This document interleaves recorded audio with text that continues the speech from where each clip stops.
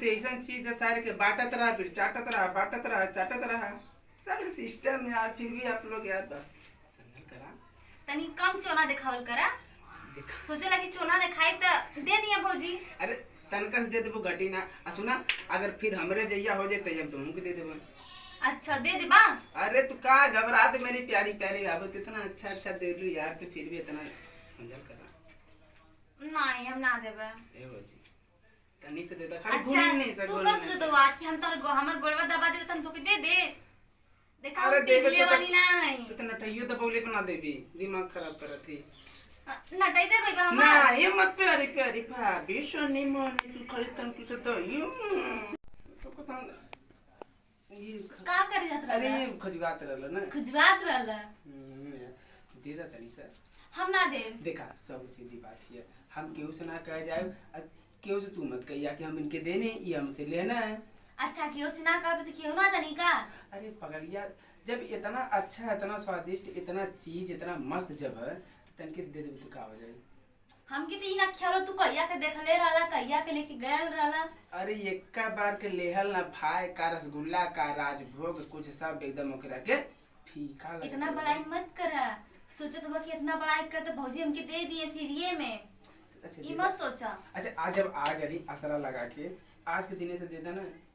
आज के दिन ने आज के दिन ने अरे हम देवे के तो दे दे लेकिन हमरे बुढ़ावा और ससुर तूफानिया न जाने पावे हमरे के मरद दिनेशवा न जाने पावे। अरे दिनेश तो बकलोल आदमी तो बटालियन के चक्कर में रह जाने और रहल बात तूफानी के उनसे तुमसे कोनो मतलब ना। और सबसे बड़ी बात है जब हमारा फायदा होता हमारा काम होता तो हम कद के जाए भला करे कहो भाई लोग बताओ हमारा काम चलता तुम सबसे कहे जाए। अच्छा ठीक है तो क्यों औरों के भी ना पता चले कि चाहिए। केहू आवे ओकरे आइले से पहले तू दे दा बस बात खत्म। चल हम अपने घर तो अपने घर ठीक है ना। अरे बारे दे दे दे दे और ये कर हे मेरा रू फट फट ये क्या करती रे? आप कहे डरत हुआ? डांटी रे तो मर भी पूरा बेइज्जत के रख देबी हमार। अब हम बेइज्जत का कर रही थी? अरे इतना पूरा गांव मोहल्ला में हमारा नाम मत लेके यहाँ वो ठंगनिया उठंगा थी एकदम पूरा नरका कर कर बिल्कुल से यहाँ। अपने ही कह के अब अपने ही उल्टे अरे बोल। मंद बुद्धि हम तो हई कदी गिलास लेनी जोरन खातिर दही जमावे खातिर।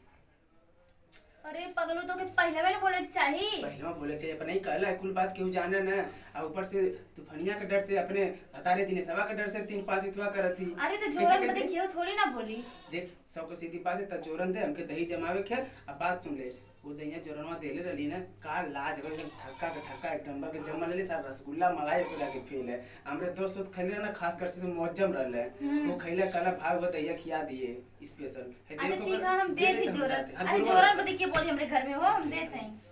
ये बोले चाहिए दही जमावे के भौजी जोरन दे जाता आई कि तुम उल्टे सीधा बोलत हो तो हम का समझब। देखला देखला भैया इनके हमें कहानी है कि जोरन दे दा तब बवाल है। ला बवाल है जा बहुत बहुत धन्यवाद तोहर भगवान तोहर कल्याण कर रहे हैं भैया।